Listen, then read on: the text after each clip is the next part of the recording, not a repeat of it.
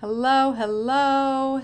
My name is Megan Thompson with Megan Thompson Coaching, and today we're here to discuss what to do when your sensitive child or teen just can't handle change.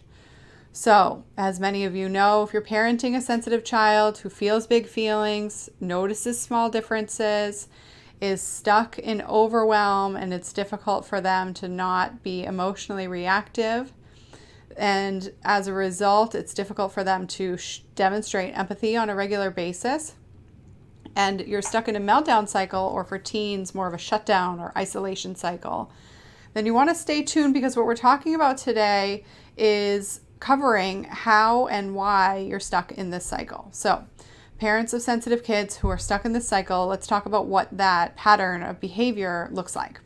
Oftentimes, sensitive children who are looking forward to an event or just a regular routine change can have a major reaction when parents share with them that something new is coming up. Now, that new thing might be that their sibling is just existing and they did something loud, and then your highly sensitive kid is just popping off at them, right?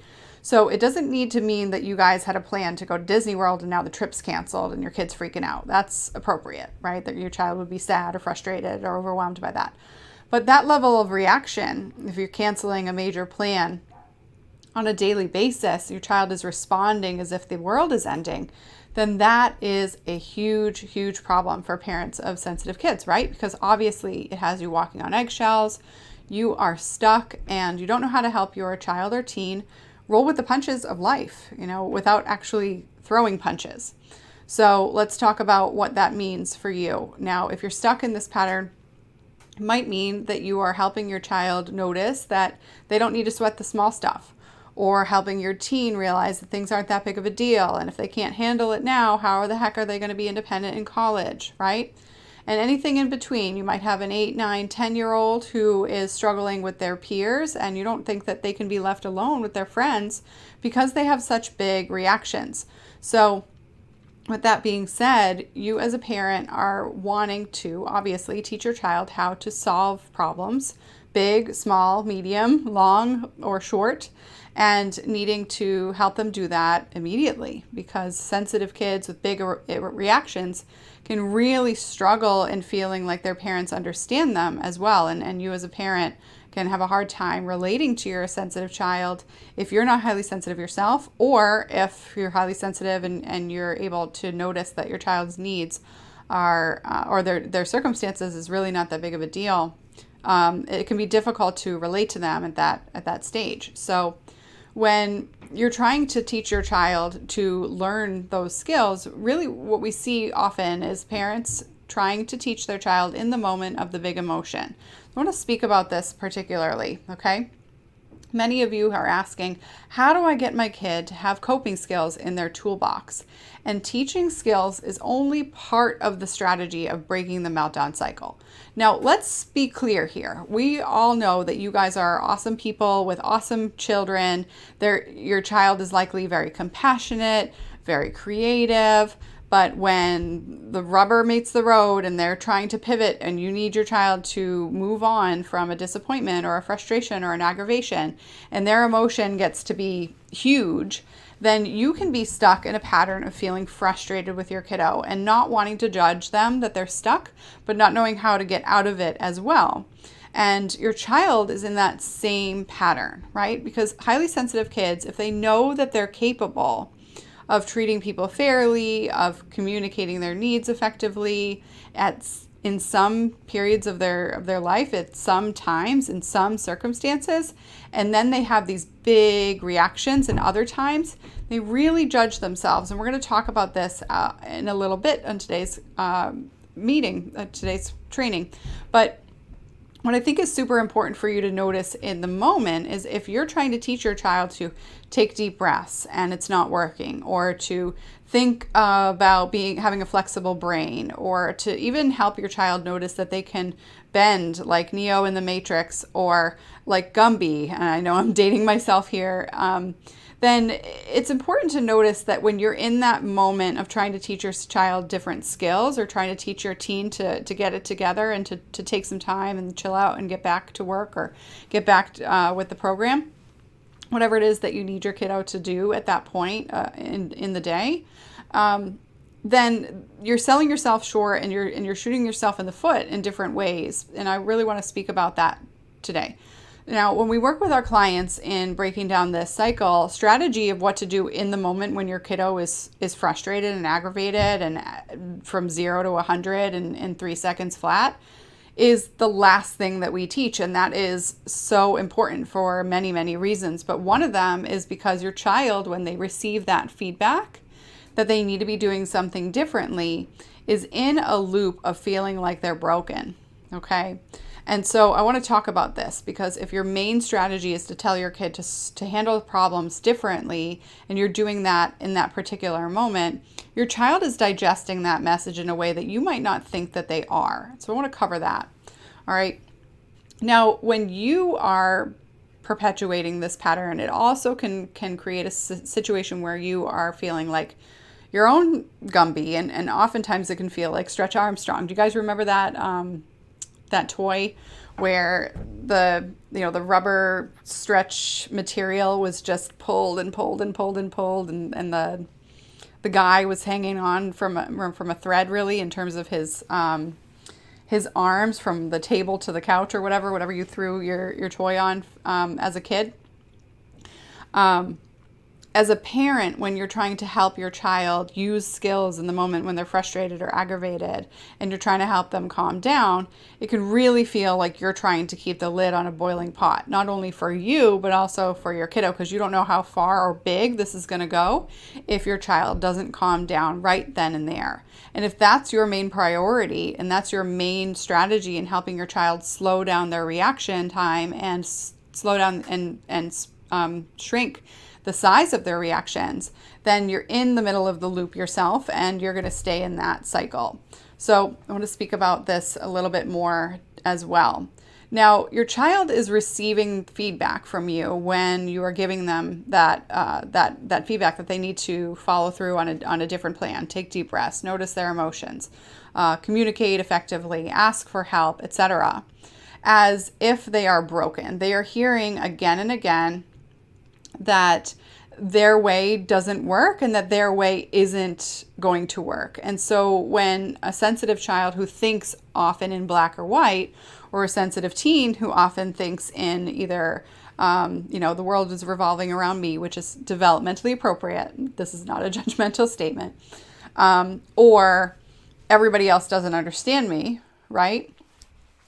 Then, and you're trying to get your child to receive new skills in that intense moment, your child or your teen are hearing either you don't get it, you don't know how big it is, you have no clue what's really going on here, or I can't do it. And if I can't do it is where your child goes in their mind and in their hearts when they're hearing that feedback from you. They're likely shutting down or freaking out, or totally so loud in their mind or in their voice that they can't hear you. And so you can't even share skills at that point, because your child is yelling, screaming, kicking, throwing things, or just completely in their own brain at that point, and they're literally tuning you out. Not for choice, but from overwhelm. And so it's super crucial to notice that when your primary strategy is to focus first on teaching your kid coping skills, this is a big reason why you're stuck, because you're not focusing on how to dilute shame. Highly sensitive people experience more shame. They are more prone to shame. When we think about how the brain works for highly sensitive people, they are more focused on how their reactions and how their actions impact those of others. And when those actions are not matching with their parents' responses or their parents' perception of how the world should work and how their kids should respond, they are going to judge themselves. So your child is going to judge that they are a burden, that they are too much, that they're not good enough, and that they are broken at times. And so this is where, in terms of our specialty and the specialty of my private practice, working with sensitive kids and teens who engage in chronic suicidal behaviors or chronic self-harm. That means kids who are hurting themselves on a daily, weekly, monthly basis for months and even years before they come to us. We see this play out and the trajectory maintain itself for years and years. So if you're getting to this point where you're noticing your child is saying, I'm stupid, or I'm a bad kid, or I can't believe I did that, or oh, I did it again, then that's shame, and you need to help your child notice how to break down that shame. And that is not something that you're going to be able to teach them when they are in the heat of a meltdown or when they are in the heat of an intense emotion. So you need to do that throughout your parenting strategy, throughout your interactions with your child, and outside of those big moments. And oftentimes what we see is that parents are in their own shame spiral, their own reactions, their own guilt and fear and frustration of not having fixed this problem just yet. And that is no blame game about it. It just is what it is. It's a symptom of the meltdown cycle, of the shutdown cycle for teens. And so if you're stuck in this, then looking at it from the big picture, it's important to pay attention to those details, because it's not just about the fact that your child is freaking out when they don't need to, if you're assessing that in terms of the size of their emotion not matching, the size of their reaction not matching the size of the circumstances or the situation. So there's a big difference. I just corrected myself for a reason. There's a big difference between your child's size of their emotion being whatever size it needs to be, and the size of their reaction does not have to go hand in hand. Those two things can be completely separate. Your child can have a big emotion and not a big reaction without having to stuff their feelings. So don't go to the other end of the spectrum of expecting your child to be what I call an icicle child who just shuts down, keeps the lid on the boiling pot, never discusses their emotions, everything's fine, and they're just la-la-lying through life as Pollyanna. We don't want highly sensitive people building that skill set either, because then they become people-pleasing workaholics, so we don't want that either. So when we think about breaking down this cycle, you really want your child to be able to communicate their needs effectively within some time of processing their own emotions. And they need to be able to do that first and foremost by dissipating their shame. If your child is jumping to the conclusion that there's something wrong with them, that they shouldn't have feelings, or that they shouldn't be responding with this thing, and it shouldn't feel like that big of a deal, then that is all shame. And your child needs to break out of that pattern. So how do they do that? How do you get them out of this, right? Let's talk about this. First and foremost is you need to stay out of tunnel vision for yourself as a parent. When you are in a stressful experience, say for example, you're trying to get your kid out the door and you just had to let them know that two of their friends aren't going to make it. And so it's just going to be their third favorite friend going to this event, or, the park that they've been waiting to go see, given all of the restrictions that you guys have been dealing with, that everybody's been dealing with over the last year, right? Your child has been looking forward to an event, and two people, last minute can't make it. Your child is going to experience all kinds of emotions about that, and being able to respond to that surprise or frustration in a healthy way, in an effective way, so that they can move through that emotion rather than pretending that it's okay or refusing to go and just being completely overwhelmed and overtaken by that emotion, is stressful for you as a parent, because especially if there's a time limit or there's an expectation that you're planning for, whether that be for you to get to have some adult time and see that child's parent, or for you to just get out of the house, or to keep the routine that you had planned so that you can experience some normalcy in your life. And when that doesn't happen, you're also experiencing emotions. And if you are stuck in that pattern of needing to get your kid to follow through on the plan, then you can also be in tunnel vision. When children or parents are stressed, their brain is functioning in a different way than when they are not stressed. And so what that means is that you're only looking at what's in front of you. Get my kid to do the thing I want my kid to do. And so if your primary strategy, as I mentioned before, is to teach your kids coping skills so that you can get them to do what they need to do, then you're stuck in the same hamster wheel and you're not getting them to zoom out and notice that they can feel capable of handling challenges, whether it's this challenge or the next challenge, not just being in reactive mode. So if you're in reactive mode, you're in survival mode. And parents who are in survival mode are only thinking about how to get through the day to day, rather than thinking about building skills for the big picture for their child. Big picture skills for sensitive kids is being able to dissipate shame, being able to feel capable, being able to feel creative and out of self-judgment, demonstrating self-compassion. Those are all big skills that sensitive kids and sensitive teens need to learn in childhood through their parents in order to digest adulthood effectively. We work with parents of all walks of life. By the time they come to us in the coaching world or in our private practice, and parents who have struggled and highly sensitive parents who have had pretty rough childhoods come to us and they share how difficult it was for them, and if they had learned the ability to break down shame and to stay out of the moment and slow their body down and pace themselves into feeling capable of handling challenges, even if that current challenge isn't the one they are able to handle 100% in an effective way, they would be living completely different lives, not just in parenting in their child, but also in how they relate to others, how they show up at work, how they demonstrate leadership skills and are able to creatively solve problems in their day-to-day life.